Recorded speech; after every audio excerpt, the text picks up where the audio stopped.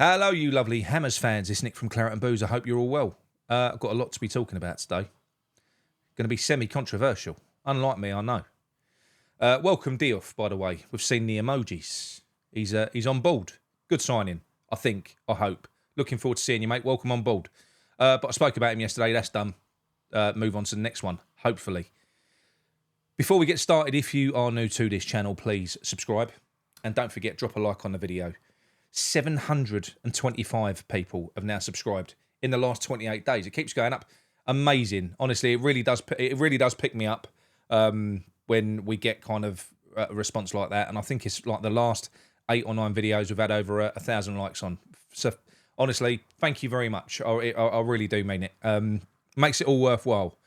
Now the niceties are out of the way, I'm going to talk about something that I've seen just now, actually.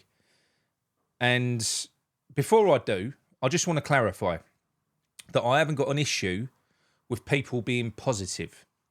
For instance, one of my good mates, she's in our WhatsApp group, Kerry, Happy Hammerette, goes to every game, more or less. She's looking forward to next year. She's quietly confident. She's got the same doubts as a lot of us, but she thinks that next year could be the year.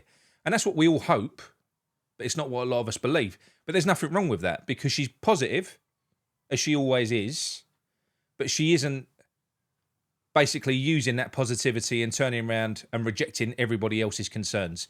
Because most of the people that are not feeling positive, it's evidence-based. It's what we've seen. It's what's happened. We've got every right to feel the way that we feel.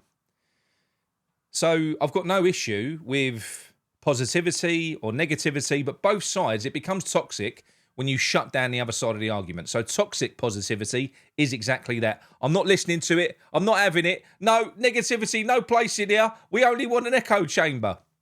That's not the case on Claret and Booze. You want to be positive all you want in the comments. I promise you, I won't delete your post. We don't. Phone in. Tell me you're positive. Tell me why. We'll have a chat.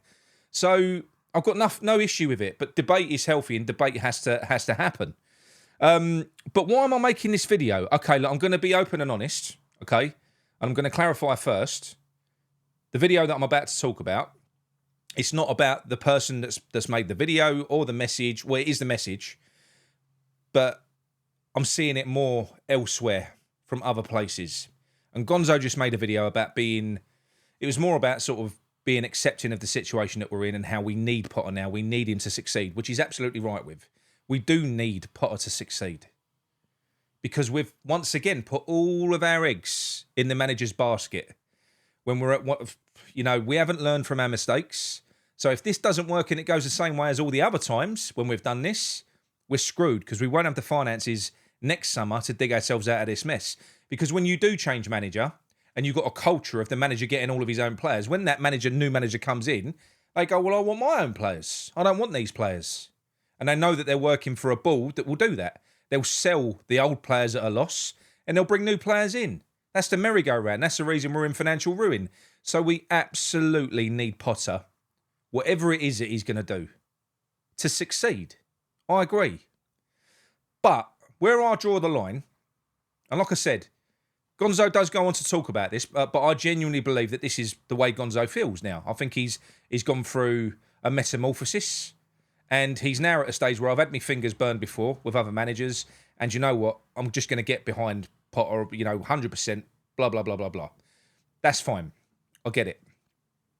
I'm behind Potter, as in Potter starts winning and he proves me wrong. I want to be proven wrong when being negative about West Ham. I don't think I will be. But the issue that I've got, especially from other places that I'm seeing as well, is grooming that is going on.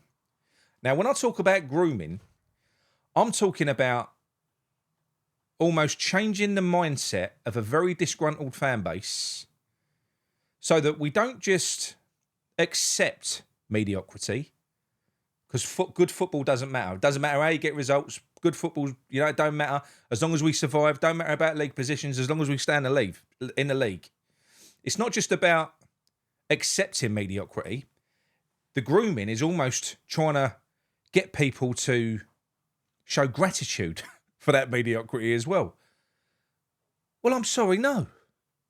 Never. Not in a million years. The only reason we're in this situation now is because of those idiots that run this club. That's it. So no, I'm not grateful. I ain't grateful we've got Potter. I'm not grateful that if he don't succeed, we're fucked. I'm not grateful about that. No, I'm not. We need him to succeed. Do I think he will? Not really. No. We've just made our first signing. Good player, I think. I don't really know. For what I'm told he is. Looks good on YouTube. A bit like me. But I don't know. We've signed a left back. Not much else has happened apart from the fact we've sold Mohamed Kudus to Spurs and we've let a load of sort of mainstay players go on free transfers, contracts ended and stuff like that. So there's been a lot of changes to the squad. And we've been terrible now. In the league, I had a look at it earlier on. It's about 3.5 years in total we've been actual shit in the league. So no, I'm not grateful. I'm not grateful that this club never learned by their mistakes. And I'm not about to, because Graham Potter is literally being backed. Literally being backed. We know that he wants to rip it up and he wants to start again. We all know the team that Potter could have had. The team is there. We could have seen this last year. Jimmy's been injured, but Guillaume could have gone left. We could have seen this last year, and obviously Kilman replaces Aguirre because he's only just come back. But to suggest that Potter didn't have anything, he had nothing to work with, he's got to turn water into wine. No, the water he's got to turn into wine is the water that he's buying in now. He's selling wine and he's buying water, if that makes sense. And this is effectively what Potter wants. So I've seen a lot of people as well showing an expansive way that Potter's going to play with the wing-back system. He ain't going to. He didn't do it at Osterans. He didn't do it at Brighton. He didn't do it at Chelsea. Loads of control, which means you have to pack the middle of the park. So he's 4 in the middle, 3 minimum, but 4 normally, is the order of the day because it's all about control or killing the game Stone did. Just holding onto the ball, 80% possession, 2 shots on goal. I hope I'm wrong. But that's typically Potter ball. Control, But what he wants to do is this. As I pointed out yesterday. Now, we know that it's not going to be Bowen and Jimmy in those positions there. You're going to be looking at a combination of Souček and James Ward-Prowse, Paqueta and Alvarez, or their replacements when they're brought in. But they will be midfielders. They will be central midfielders. So good news for the likes of Potts and Urphy because there's 4 midfield slots. Bad news for Bowen. Bad news for Guillaume. And probably Jimmy, because I can't see Jimmy knocking Wan-Bissaka out of the right wing-back slot. I know a lot of people are saying right centre-back, but I don't think so. Wan-Bissaka likes bombing up the field too much and he's too effective at it. I think, because that Diouf is basically what Wan-Bissaka is on the other side. So I think you would be mad, to be honest. Plus, I just don't see it.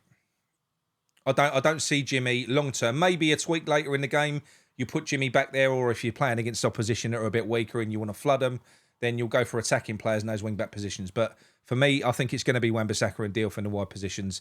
And I think that Bowen and Jimmy will be there for tactical shifts.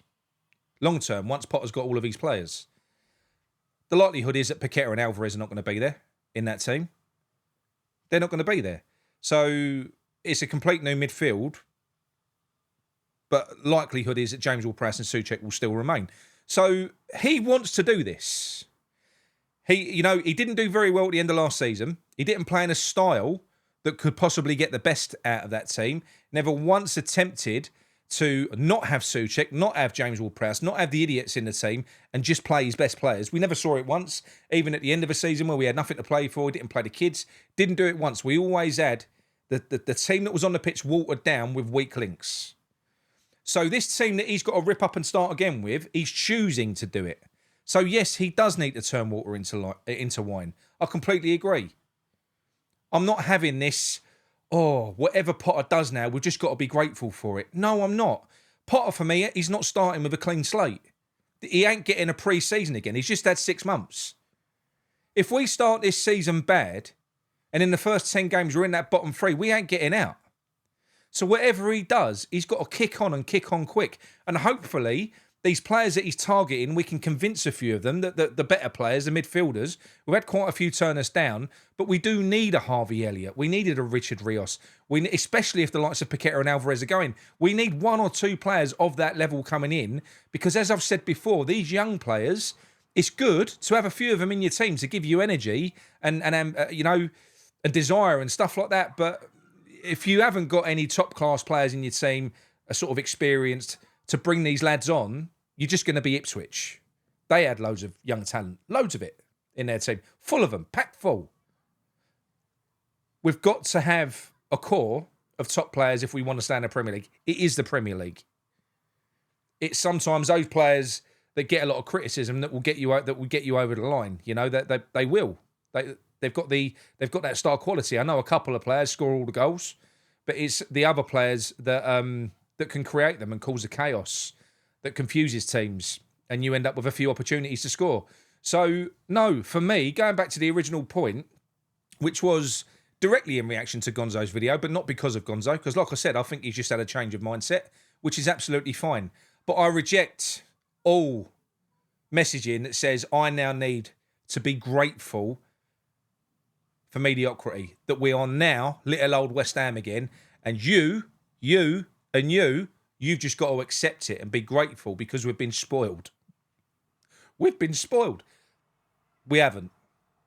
So, no. But I am getting that straight. This is in reaction to Gonzo's video, but it highlighted a wider problem, which I'm seeing elsewhere, and it is mass grooming. Mass grooming. Stop the grooming. Let people think for themselves. People will anyway. West Ham fans will. They will. This sort of shit just triggers people off, like it did me. Yeah, we hope that Potter does well. We hope that Diouf comes in and he's like fucking Roberto Carlos. We hope that whoever we sign does well. And you know what? I hope that I'm not talking about Potter 5 games into a season. I hope I'm enjoying the football. I hope we win. There's a chance that we could, of course there is. But based on the evidence that we've seen so far, I'm shitting myself. Because I agree with Gonzo in the sense that we now need this to work. By the time this deconstruction, followed by a reconstruction, is complete, and it's Potter FC, we need him to succeed. 100%. And he needs a good start. He does. He don't need patience. This is in at the deep end, son. Show us what you can fucking do straight away. Get these players motivated. Get it in your head. These are your players that you're getting in. Know your best 11 before you go into the season. Don't fuck around for half the season trying to figure out who your best 11 is. Get it right and go out there, beat Sunderland, and then we can move on from there. Don't start bad, Potter. I'm telling you. Especially if you're being backed, because you won't be here 2 minutes, but more importantly, we'll be fucked. So if he fouls after this happens, we're fucked. At that point, it don't really matter what manager you get in. So yes, we need him to succeed. But am I grateful? Am I fuck? No, I'm not. Anyway, look, that's it from me. Gonzo, love you. But I did get rolled up with the... Yeah, I don't feel grateful. I don't. All right. I'll speak to you in a bit. Come on, yours.